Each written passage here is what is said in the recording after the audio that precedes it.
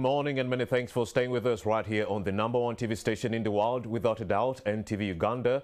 My name is Romeo Biseku and I come yet again with another pertinent conversation, largely focusing on the new proposed national ID. What would be the direct implications, the socio-economic implications of the national ID on our populace right here in Uganda? Government has set aside some 600 billion Uganda shillings for the mass rollout of the registration exercise set to start. That is in June of next year, 2023, and this shall end around August of 2024. So if you have lost your ID at some point, you need to go and get ready for the renewal phase. Only 200,000 if you need the express system where you can get that national ID within 2 days. And if you are just replacing, or if you're just getting a new ID, you have to part with some 50,000 Uganda shillings. So the issue is that so many of our Ugandans even do not have national IDs. A third of this population does not have access to these national IDs, meaning they can't run verifiably to a bank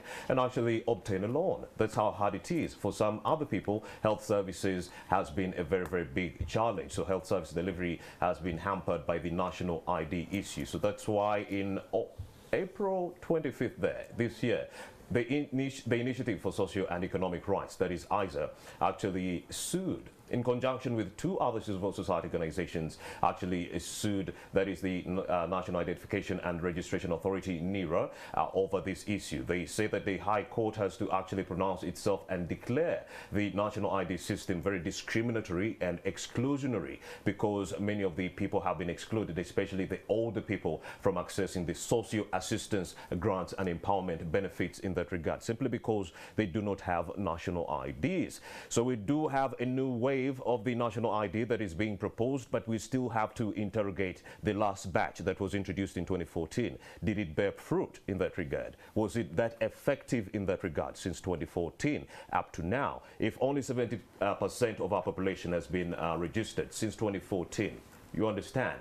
What would that mean when we actually start rolling out the new national ID? Is it going to take us another 14 to 10 years to register only maybe 20% of the population? And that would be the direct effect of this national ID on this population in that regard. So we do have a representative from the Initiative for Socio and Economic Rights, the program officer to be exact, and that is none other than Alex Brian Waibi Chira. He is the program officer at this organization, which is actually suing NIRA in that regard over the national IDs. We also have a representative of the Ministry of Gender, Labour and Social Development. We do have Bernard Mujuni, the Commissioner Equity and Rights at the same ministry. Gentlemen, a very good morning. Thank you for joining me right here on NTV Uganda. Thank you. Good morning. Indeed. Yes. And indeed, Alex Brian has been doing some amazing work in that regard. Someone might be asking themselves a very pertinent question. Why sue NIRA in that regard? But it's not only NIRA that has fallen in hot soup over these issues. We also do have the Ministry of Health that was sued around 2021. Remember when the ministry said if you do not have a national ID, you can't access the vaccines? Yes, it was ISA that went to court. But before court could pronounce itself on that issue, yes, the government through the Ministry of Health actually retracted that directive of having a national ID as a prerequisite for you to get vaccinated. So in tandem, the idea here is if we actually put these issues to light, the central government could see reason to it that we need to actually put in place alternative sources of identification, not only the national ID. What happened to the workplace ID? Why is it that I can't use it to access a loan? The village ID and such issues. So meaning if you do not have any of those, especially the national ID, you can't access those life-saving development initiatives by the government, like even in Yoga, Youth Livelihood Fund, and so forth. So that's why we are here to interrogate that issue. Of course, Alex, thank you for joining us once again. Let's start with a brief genesis of where we came from as far as the national ID system. Give us a brief background of where we've come from as Uganda, as far as the national ID is concerned, since 2014. All right. Thank you very much, Romeo. Indeed. And also to say very happy to be here Indeed. For this discussion. And to the listeners also, thanks for tuning in, because I think every time we put up such discussions, it's imperative that the people for whom we're trying to speak out for are also listening in. Lest government would think we are being pushed by some outside forces. Exactly, yeah. So we have to be relevant. The government part of it. Indeed. So for the national ID system, dating back to 2014, the genesis really, and I'd like to quote, and maybe this will also give context on how the national ID system is put in place. We all do recall that when it was being rolled out, of course, questions such as what is it going to serve, you know, justifications for it had to be given. And we do know that back then, the person that was leading the charge for the system through the Ministry of Internal Affairs, the late General Aronda Nyakairima, then came out and pointed out one of the issues as to why the national ID would be important in our context, which in his words was national security. So we had issues around national security, but also, you know, ghost workers, that it would help weed these out. So from the start, you can tell that the national ID per se did not have strong leaning in as far as access to social services was concerned. It was skewed towards security mostly. Yes, towards national security, in ensuring that it's a tool to ensure the same. And so, of course, over time we've seen that it has evolved, and what we see now, it is more now ingrained within access to social services. And I'll still just give you another context-specific scenario, that even when we were doing research around Uganda, we were keen to ask that question on, so when the system was being rolled out, what were you told was the importance of having a national ID? Many people would either tell you, I was told without the national ID, I would not be able to vote. Others would tell you that the national ID was going to be used if you're going to stand for elections, so you cannot be eligible if you do not have a national ID. Others would just simply tell you, the government said we had to register, so who am I to refuse? So you can see that from the onset, there was a gap in access to information on what the national ID really was. And that in turn, of course, also impacts the level of seriousness with which certain Ugandans took the issue of registration for national ID. You'll have instances where some people did not think, they couldn't have known, for example, the older persons, that there would come a time where national ID is going to be required to verify if you're eligible to receive social assistance benefits. 25,000. Yes, exactly. So for such people, when you ask them, first of all, they're frail and old, of poor memory, them getting through the queues to register for national ID is in itself a toll on them. So when they reach at a certain point and they're being asked to verify their age, for example, some of them will easily give whatever estimate they could come up with, because they do not remember. Yeah, so that was an issue. And of course, even for some of the registration officials, in trying to verify, because then they were looking at the people that come before them. Yes, Brian. And so if a certain age is stated and they think it couldn't possibly be that this person is this year old, they will still estimate and say, no, I don't think you're that old. The older person will have nothing to say in turn, because one, they're probably tired after going through this rigorous process, but also they need to get it done with. So most of them went on that way. So maybe just to talk about the evolution, since you've said, just to talk about the journey of the national ID. So it being entrenched in the law, we saw that around 2015, the Registration of Persons Act came into force. And in this act, you'll have because I figure most Ugandans think that the issue of a national ID being needed is something that is grounded in directives by government. No, it's actually grounded in the law. Indeed. So the Registration of Persons Act mandates different agencies, institutions of government to ensure that if someone is accessing public services, they must have a national ID. Now, of course, it hasn't been entirely rolled out across board. Indeed. But what we've been seeing over time is that it is gradually becoming of major importance. I'll give examples. So in the health sector, for example, now this might be very foreign to most people in the urban areas such as Kampala. It might be foreign because you've accessed public facilities, health facilities, and you've probably never been asked for a national ID. But one thing is clear: if you actually check the registers in those public health facilities, there is a section where they require that you provide your national identification number. Indeed. Now, lucky for us over here, and that is for those that are accessing the public health facilities anyway, because I know that many people again resort to private health care where they will not ask for it. So what happens in the more rural areas, I'll tell you, been to areas such as Busia, Nebi, and you'll find that health personnel are actually insisting on people presenting the national ID to access health services. So without it, you're going to be left by the wayside.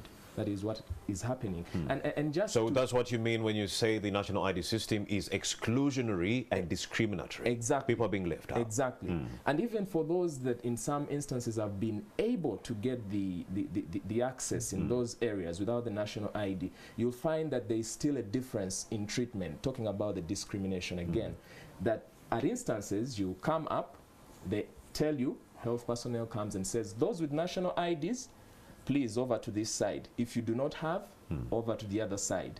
Now, they will attend to those that have national IDs first and then come over to you. That's in instances where they'll actually take it. I know that we were in Kayunga while doing the research, and we actually chanced upon a woman who was pregnant, and she was sent away. And if you read our report on this research, it was titled "Chased Away and Left to Die." Yes, indeed. Such experiences are the ones that inspired this report, that a woman has come in an emergency situation, she's due to give birth, and then she's being told you cannot access because you don't have a national ID. What did she have to do? Leave, go and look for a national ID, because what she was told was, if you do not have one, then at least bring us your spouses. So she goes, finds a border man somewhere, convinces him, and then she comes back with that national ID. So this is how it is evolved, and now we've seen it also in access to social benefits for the elderly. And so the story keeps rolling and rolling. I know that as we speak, since we're talking about its evolution, as we speak, General Aronda, Otafire, has come out to say that we're now rolling out a new ID, as you've stated. So after having seen all this over I think 10 years, we're now at a point where the government is saying that we need another ID. What they're fronting is mainly the highlights of this talk is we're having an ID that is modern, more technologically advanced. We're going to be capturing more data, personal data, the biometrics, the DNA, all that is going to be iris. taken. Yes. But then one of the questions that remains Isn't that the solution that you always wanted? And you see, you see, I think to say the solution isn't exactly in having a more advanced, more inclusive, system. No, but that's also saying we should not equate being more technologically advanced to being more inclusive, because I think they're two different things. And I think I do understand you. Bernard Mujuni is the Commissioner of Equity and Rights at the Ministry of Labour and Social Development. He's saying it is one thing to introduce such great technological advancements. Absolutely. And it's another to ensure that even with the normal national ID that we have, only 70% could be able to access the national ID system. Meaning it's not really about the national ID, but putting in place other alternative sources of identifying Ugandans. Before they access these services. Thank you so much, Remy, for the opportunity to interface. Indeed, Bernard. And I think there is much more to talk about, regarding, identity in this country. Indeed. You see, you must look at the issue of security broadly. When they say security, it's not about the gun security, the insecurity, of the war. No, even poverty is insecurity. I see. You know, livelihood, threat, risks, social protection, lack of social security is insecurity. And to me, I look at it broadly. And the moment we get it right there, then we know that, you know, the mind of the government or the people behind this program was to holistically ensure that people get social security. And of course, even financial, accessing, you know, bank accounts and all that is security. You know, economic security, livelihood, and so many things. And so, to me, that's a departure point. I do not think that when the government was introducing ID, I looked at it in terms of the security and voting and all that. No, I looked at it in terms of holistic social protection, security. But up to now, we are talking about now, only 70% coverage, meaning we still have so many Ugandans who are being excluded. It has been a learning curve. It has been, you know, the processes we went through, which have, thank you so much, Brian, you detailed them very, very well. But this has been a learning experience. Indeed. For NILA, for everyone, for internal affairs, for everyone in this process. For us as Minister of Gender, Labour and Social Development, because we are the biggest data miners for NILA because of the SAGE program. And you know, this has been a game changer in terms of livelihoods of older persons. Indeed. And now, if anything, we are also respondents to the same petition which they have put. Indeed. And I can assure you that yes, there are some avenues where you find that, you know, like they require the fingerprints of the person, but the fingerprints, the elderly person or people with disabilities, actually one doesn't have any fingers at all. So how would you do that? Identify, that person, include them. So there has been some remedial action which NILA is undertaking. They have learned from all these, you know, experiences. And I can assure you that the new system is robust, it is inclusive, it has adopted the challenges which different stakeholders have. Because for ourselves, we raised some concerns. Yeah. The biggest challenge from the Initiative for Socio and Economic Rights, and Unwanted Witness, and many other civil society organizations is that the national ID is very exclusionary and discriminatory. We should find alternative sources of identification. Is it possible moving forward for me to use a work ID? I go to a bank and access a loan. When we're in the health center, they need a national ID. Can I front my village ID? And I get a socio service in that regard? You see, we are moving towards a social care economy. Indeed. You know, we are looking at the middle income status. What does that mean? In the trickle-down effects, you must invest back in the people. So how do you identify? By getting multiple documents to identify. Even if you said, okay, everyone should move with a passport, that would be very hard and difficult. And then there's interpolability of so many other things at the regional level. How do you link up with Kenya? How do you link up with Tanzania? Even when it comes to travel, you know, besides this passport, you can use your ID to move. So it's very important for each and every Ugandan to have an identity card. And he talked about Busia. Yes. And you know, the challenge with Busia is about border. People across utilizing our services here. And there has to be some mechanism of control, identifying the person. And we're saying, yes, it should be a universal human right to own and have an identity card. Now, we can talk. I wish he was talking even about the cost of getting the ID as being prohibitive or something like that. But that would be very, very, very important for me, because I know there are some people who not probably manage to get that much money. And you cannot blame them for not having the money. They need the identity. So what do we do to make sure that each and everybody gets an identity card? Prohibitive costs, Mr. Yes, Barnett. I'm looking at a farmer in Chazanga right now who just needs to renew his ID, and Nira is saying we need 200,000 from you. Where is this peasant going to get that money? Isn't it the exclusion we are talking about and the discrimination? No. We've not put in account that some Ugandans can't even cough 50,000. It was hard for them when the price was at 50. Remember, I'm not supposed to get blows not meant for me. They're supposed to be Nila. But affordability is another question. Let him finish. Affordability is another question in terms of, for example, now they are registering students, and some teachers and some schools have imposed a fee, illegal fee, and I've seen it going over. NILA has come out to say there is no one supposed to pay for identity card at school registration. But some paid 10K, others 20,000, others. And these are, call them non-formal barriers. There are many. There are corrupt agents. There are people whose attitude is to manipulate the system. And this is all alongside the value chain of giving an identity card. But we must confront them. And that's what we want the civil society and other sectors to help us. And that's why we're here, you know, dissecting this conversation to ensure that the powers that be who are watching get to understand that, irrespective of the fact that if with the national ID you can access social security protection, health services and so forth, it's not a luxury enjoyed by all Ugandans. Some do not have these national IDs. So in tandem, if they don't, what can be done? If actually you say you're proposing a new wave of national IDs and you put a cap of 200,000, how many of our Ugandans can actually afford an express ticket of our national ID within 2 days? So does that mean we are now paying for a free service? You do know what I mean. Government is securing 600 billion for this mass registration exercise. That is your money, taxpayers' money.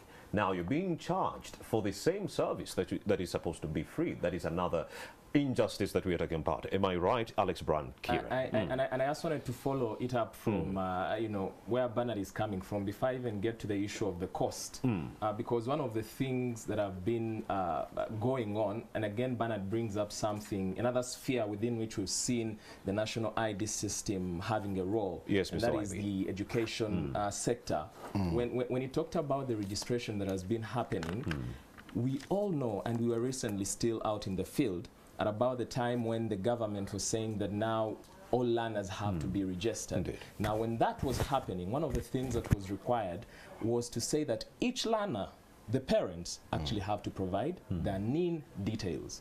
Now, one of the things we found, and the queries were not just coming from the parents per se, but also the people that are manning these education institutions. Indeed. So teachers and headmasters would tell you, we are finding a challenge. The government has rolled out this program to register learners. The challenge is that some of the parents are not returning these forms, because then when they get to the point of inputting their NIN details, they do not have a national ID.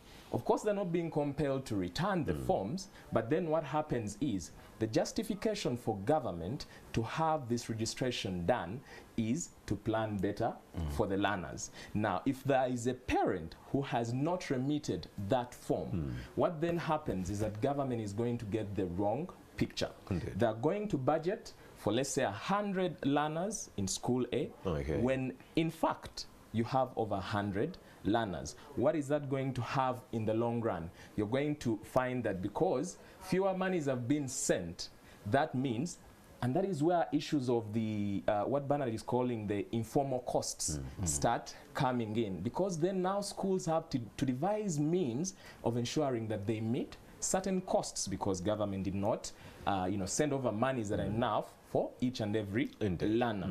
And the very issue around the payments that were being made around this registration, head teachers were telling us we had to put up a certain fee, because as you can see, we cannot be photocopying these forms for the parents for free. So that is what was happening. Of course, even the costs that were being attached, some of them were ridiculous, because we all know how much photocopying is, really. Yes, but you'd find that they're saying pay 2,000, pay 10,000. So that gives it, there is room for such to happen when we're not doing things the right way. But also to hint on the issue of the importance of the national ID. We really want to be clear that we're not discounting the importance of having a national ID. Yeah? What we are saying is we need to have it done the right way before we impress it upon everyone, or press it upon everyone, that you have to have it to access healthcare, to have you have to have it to access social benefits. In the meantime, let us devise means of seeing that people, everyone accesses these services or rights. Let NERA clean up its act. Yeah? Make sure that the coverage for the national ID is improved before you say, hey, by the way, for you to access this, we need you to have ABC. So that is what we're saying. And also the other issue is along the border districts, as Bernard was saying, you know, putting it more like a sieve to ensure that only Ugandans are accessing services. We found those stories still from health personnel in health facilities. That's what we want to hear. Telling you we were required to do so. Right. That we're required to do so because very many people are moving in from Kenya, from Congo to access our services. And we have and remember, Uganda has 1.3 million refugees. Bernard, one of the other things that we need to know is that you see, it was said that these are some of the things the national ID came to cure. We are yet to see an analysis that shows that from the time we had the national ID in place, for example, one of the issues we've had in health facilities has been largely drug stock outs. Indeed. Now, it could be said that the drugs were being consumed by a population bigger than what the government had calculated for, because, well, we have foreigners coming in to consume these drugs. So you're Up saying if until government uses the national ID numbers as a yardstick to plan for these individuals, we would end up in a problem because they wouldn't have the right data. But you see, up until now, we actually still have the issue of drug stock outs being persistent. So what exactly has changed? What change has the national ID So you're saying brought in a place? village like Chazanga, you do have 1,000 people, 500 have national ID. So you're saying government will plan for only the 500, not knowing that there are other citizens. So if this medicine comes to the health center, I think all really, the 1,000 are going to pounce on these resources and there won't be enough. The intention, the broader aspect of this national ID program is to make sure that everyone has and no one misses out. And this is in line with SDG goals. Leave no one behind. And you cannot be planning for PDM, for example, Polish Development Model, and you say you leave any other group outside the delivery channel. So the national ID becomes very, very, very important in so many other ways. Economic, social, cultural, identity, belonging, travel, make it crime control, everything. And we've seen people manipulating some of this system. Recently, they raided some of the people in wherever and found someone with over... Around the end of August. Yes, over 2,000 IDs, and that caused the national uproar. So where does someone get all these IDs? And that should tell you there's a big component, of course, of security, of a person. Holistic security is my word. And to me, I think the more we talk about how best we can ease the conditions for accessing the ID, the better. How will the new proposed national ID, Bernard, help alleviate some of the challenges that bogged the old national ID as we enter the renewal and, the renewal and the registration phase? I think that is largely supposed to be answered by NILA. But I can say from what we have seen, for example, for us as social development sector, they have addressed all our issues of concern. First of all, people who are 80 plus on SAGE program, aging is moving towards total disability, of course, finally expiring. So as you move, even parts of your body start being dysfunctional. You'll find 3 fingers are not functional, and that's it. But remember, they took it as a fingerprint. And so we raised some of these concerns in a detailed research, and they have addressed them in the new ID system. So for us, it's going to be, and as such, the new system is going to bring 45,000 older persons on the SAGE program. It's a plus for us. 45,000 people join the new social assistance grants for empowerment program. So those who do not have the national ID, and you've known what is surrounding the proposal surrounding the new national ID, that if you need it in 2 days, you need to part with 200,000 Ugandan shillings. So we are talking about elderly individuals in this case. How many are going to be able to get this money to actually get this national ID so that they can enjoy the services that you are talking about? Affordability, do they have to wait? As in how to afford, or whether it will be a waiver, that is not my question really to answer. But don't you see a problem there? The cost benefit leading to exclusion. For us, from our estimate, is that it is going to be more inclusive than exclusive. And to me, that is the argument I'm taking. Whether you will not afford, because some of these people, by the way, who are on SAGE programs, they have a lot of social support around them. We're talking about someone who is eligible now but can't access it. And social support comes in so many other ways. I'm sure you extend support to some of the elderly persons in the village. You can afford to sponsor. And this is the African social protection system, which is equivalent even to the earlier norms and ways of having a granary by your household. and you couldn't starve when the neighbor had food.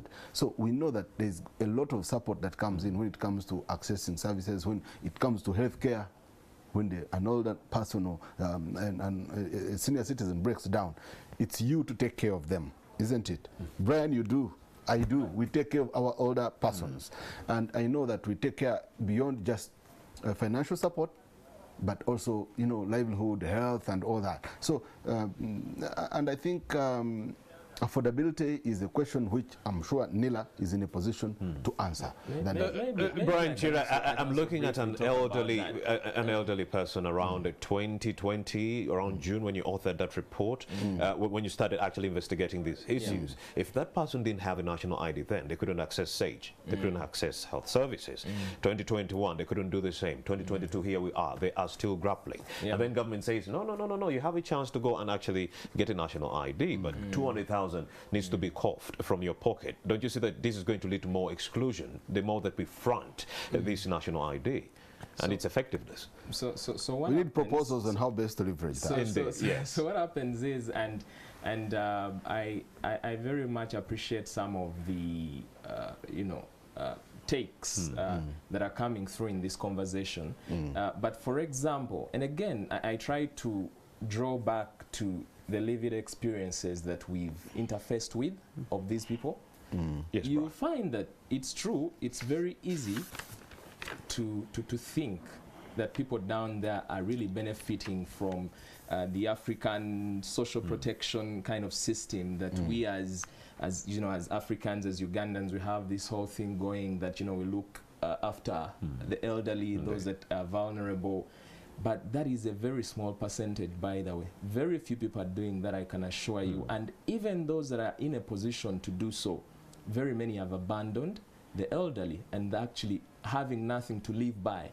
So much such that the 25,000 means a whole great deal to them if they could only get it. But to talk about the issue of affordability, I think what is happening, and I'll start it from the 50,000, I think the discussion, and maybe us discussing this way also points to one thing, always ensuring that access to information is something that is fronted by government. Like government has to be proactive in ensuring access to information. But as we speak, what we have largely gone by as Ugandans is what Honorable Tafire came and said is going to happen going forward at a press conference. Now, the intricacies of how that is going to be structured and rolled out, we actually do not know. What usually happens in our country is that something will be rolled out, and then when Ugandans start making noise about it, then government will come out to tell you, oh, by the way, here is how we planned it. It shouldn't work that way.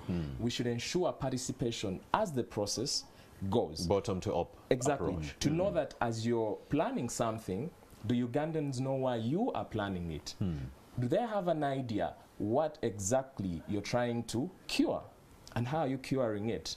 We need to know that. But as it is, we do not have comprehensive communication on how this is going to be rolled out. Maybe in the ministries and the agencies, they could be knowing. The public generally does not have an idea. So about the issue of cost, again, 50,000, and maybe just to say that in my recollection, what the General Tafire was saying was that there will be 50,000 paid for those that want an express in service. 2 days. Yes. And then if you happen, the proposal around the 200,000 has been that if you happen to lose your national ID, Or if you want to change a particular then on your you're going to national part ID. with 200,000. So And I know that punitive. one of the things that he said was exactly, so he's bringing it in a way of saying it should be punitive to make sure that people then Keep their take IDs much safe. more care about their national IDs. But you see, even if someone was negligent about how they have kept their national ID, let's say they were reckless indeed and they lost the national ID. Now, would you rather that such a person went to a health facility in need of emergency care, and they're told, sorry, you do not have a national ID, kindly step back. Indeed.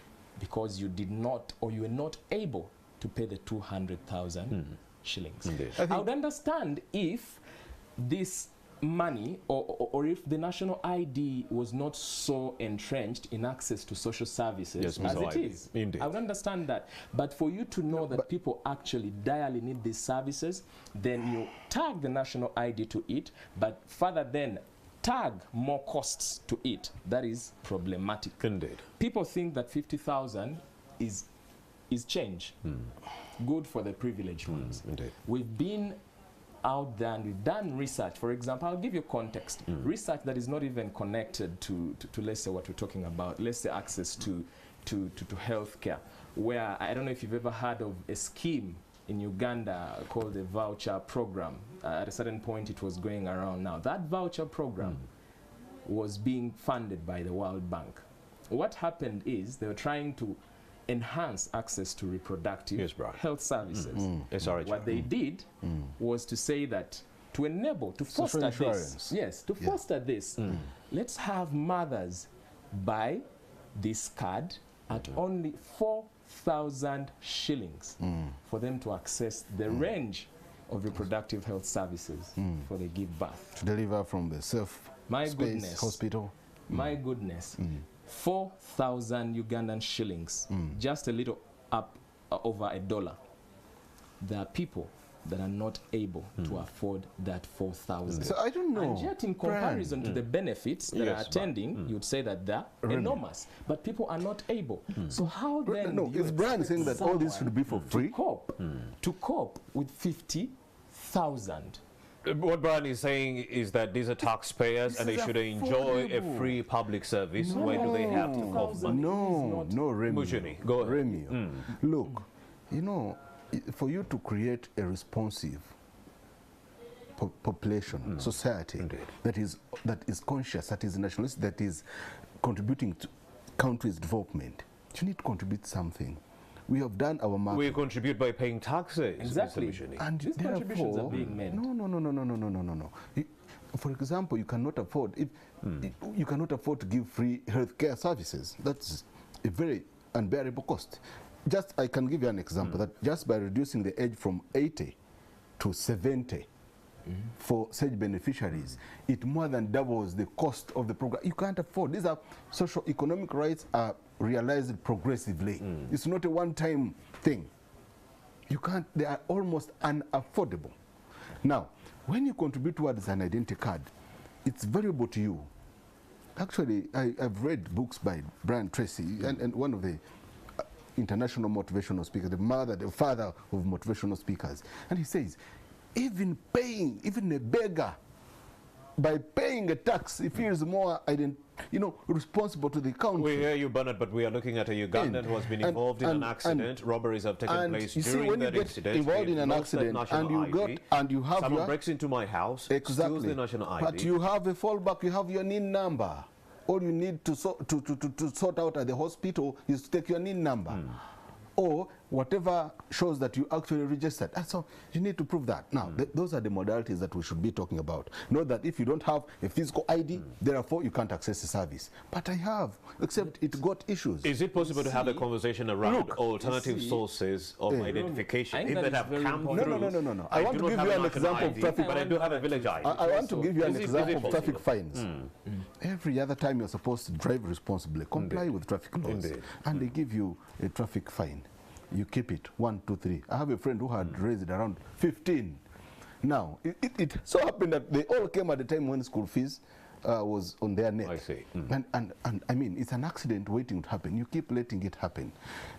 And to me, I think we need to promote responsible citizenship. Indeed. And that comes from the inclusive society. If you want to reduce the gap between the rich and the poor, everyone must contribute. And I mean, 50,000, we know how much it is to an elderly person who does it. That's why we give a grant of 25,000. We know they don't have them, but we know that getting that document makes them feel how they feel. I can't even explain to you. So, and we haven't had any issues with people failing to get a document at 50,000. For example, identity card. No.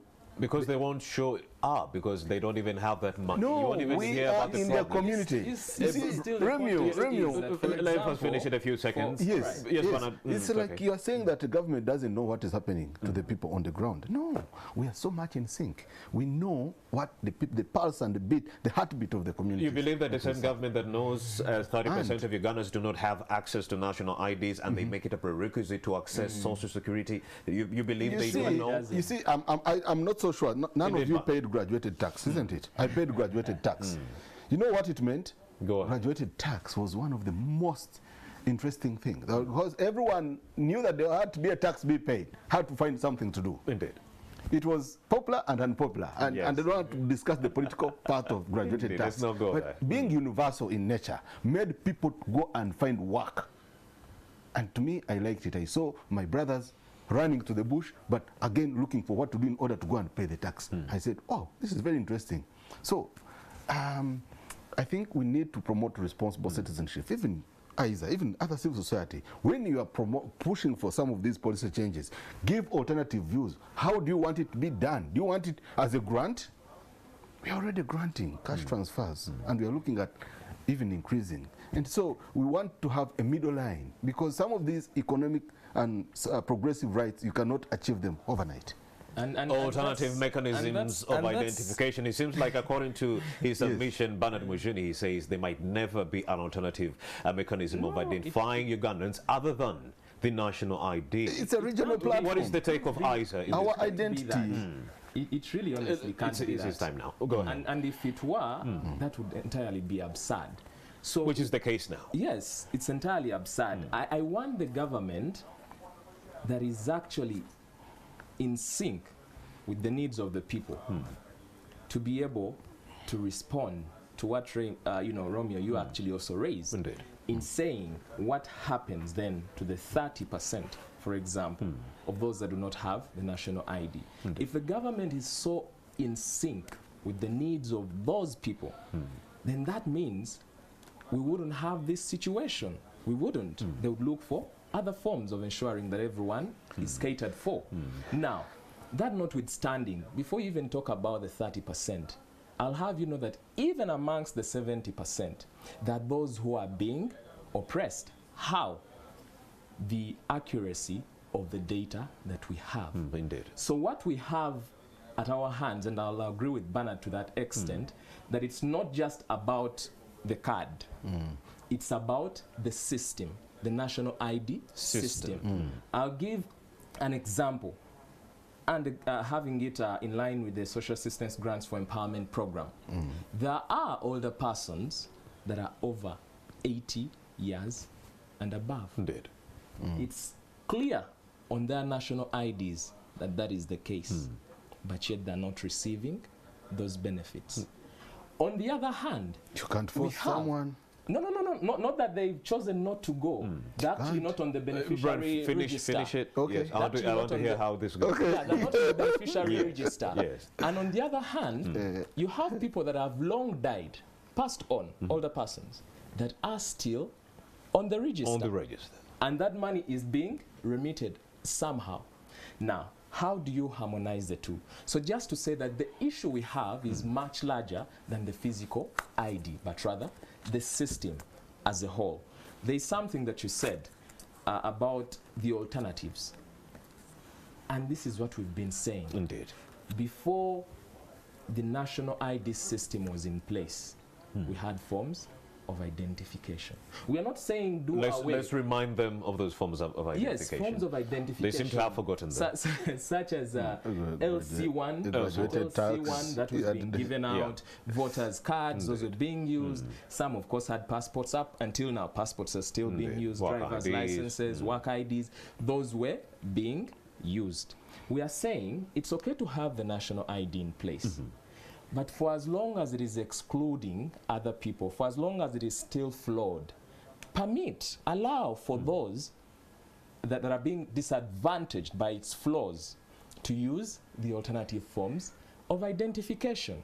And still, I'll give a context-specific example. I'll I come think in Bernard quickly there. Bernard also can agree. Just the last one before. when some of these social assistance benefits programs were being started, Yeah. I know, for example, for a fact that they were not big on tagging it to the national ID. There was a time when the older persons, to get their benefits, what was happening was verification from the community level. Yes, peer targeting. Yes, and it was it was actually working. It was working. That And the it people still at works. LC level would say, we have LC1, sub-county chief, the chairman of the older persons, for example, I'm giving an example, say that, oh, so we have such and such an older persons on this village, rather. Indeed. Do you, can you verify that at this year old? And they would be, yeah, that this year old, so they can benefit from this benefit. Now, the other thing is the issue of progressive realization. I know that Bernard has talked about it. When this, for example, the SAGE program was being rolled out, one of the things was, it started out at about the age of 60 and 65 for Karamoja region to be eligible, and then it changed to 80. Now, that shift in and of itself is retrogressive. What you have done is to make sure that if there is an older person that was anticipating that in about, let's say they were 60, Karamoja region, for example, that's 60, and they know I have 5 years to be eligible for this benefit, then the government comes up and says, oh, sorry, you'll have to wait much longer for over 15 or so years. Exclusion. Now, such a person, I think in most cases... Let's not be diversionary, right? Let him first finish his statement. okay. I would like you to finish that. Yeah, we're not being. So what is happening is you're now putting more people out of the bracket of benefiting by putting it at 8 years. And also, I want us to have programs that are very realistic and alive to the facts. What is the life expectancy in Uganda? Indeed.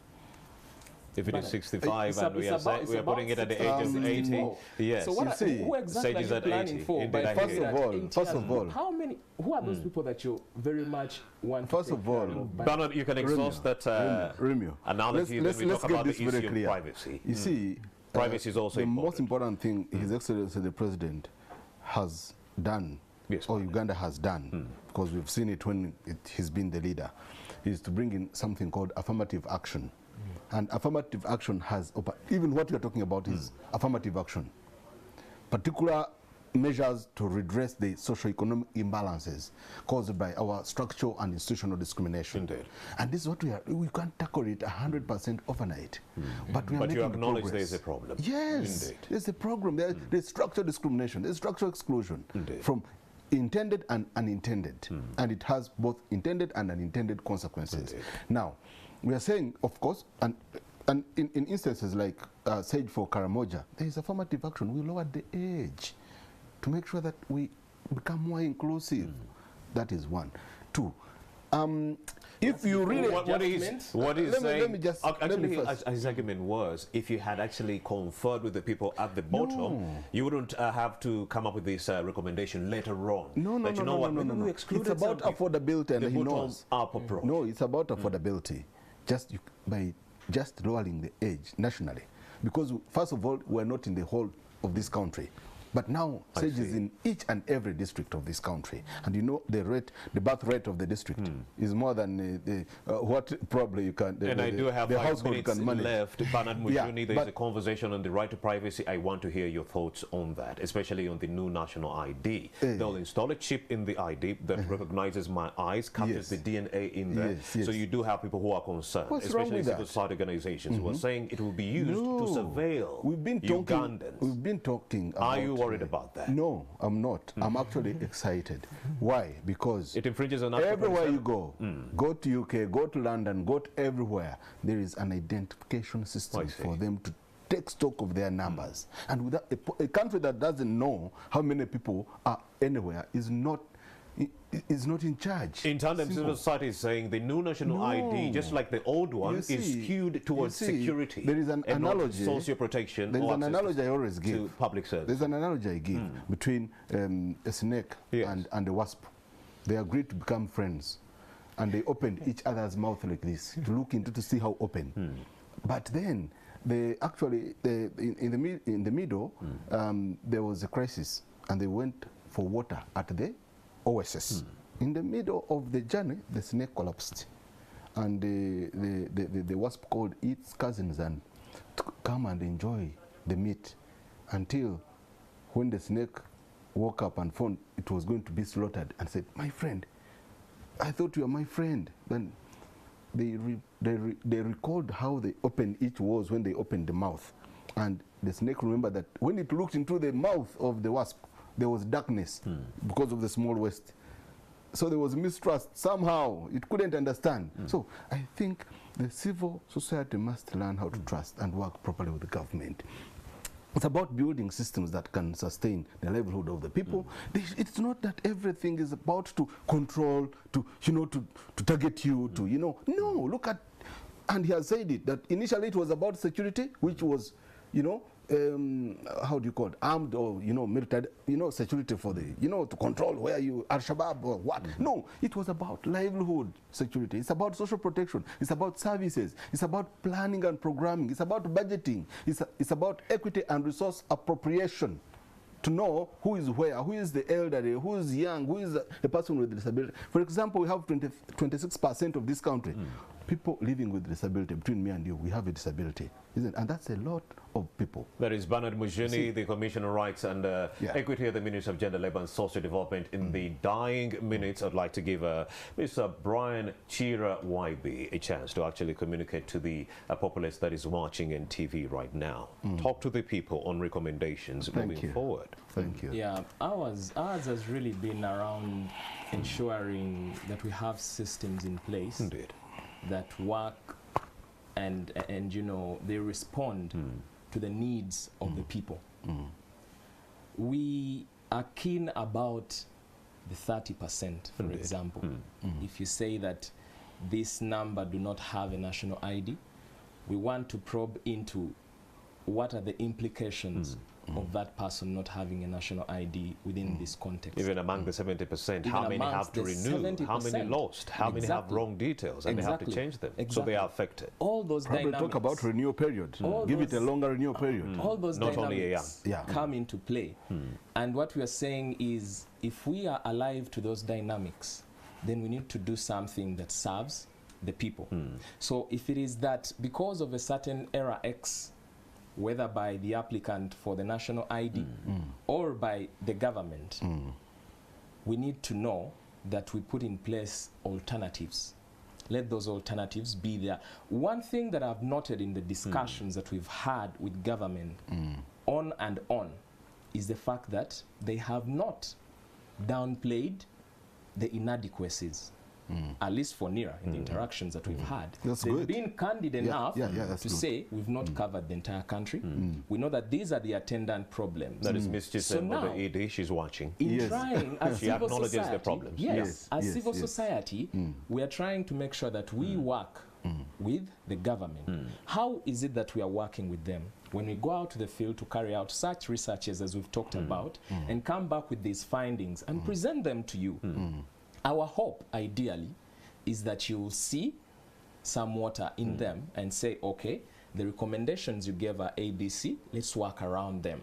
But unfortunately, but the recommendations cannot undermine the exercise. We meet, no recourse. You go and you're told, can you at least entertain the thought of seeing and in the next 50 seconds, the viewer who is watching would like to hear your last submission on the right to privacy. Would you entertain the alternatives? Let people use other forms of identifications. And then when you meet an answer such as, that is impossible, what then do you have to do? The new national ID will capture DNA. Are you worried that it infringes on Article 27, right to privacy? The details of, and I've seen that even in more advanced countries, by the way, privacy is still an issue. And they too haven't yet even gotten a hold of it. I worry for Uganda. I really worry. We've all stated that there have been instances, for example, where random people have been found with masses of national IDs. We've seen certain third parties using data, service providers using data that you'd think would be in the custody of the government. And so I think government really needs to be keen on the issue of privacy. If they're going ahead with it, they need to also focus on it. But most importantly, ensuring access to social services. Alex Brian YB, he is the program officer at the Initiative for Socio and Economic Rights. He's not alone in studio. We also did interact with Bernard Mujuni, Commissioner Equity and Rights in the Ministry of Gender, Labour and Socio Development. There is a new phase of registration coming your way. Government has given itself at least 1 year for those who need an express national ID. 200,000 if you did lose one and you want to renew. If you have a wrong a mistake on particular that was mistaken on your national ID, and if it's on the part of NIRA, they'll cough the money. But if it's on your part and you give them the wrong details, you have to cough that 200,000. If you're a first-time register, 50,000 only in that regard. But for those who are willing to go with the normal delayed system that takes ages, it's going to be free of charge. That is according to the Ministry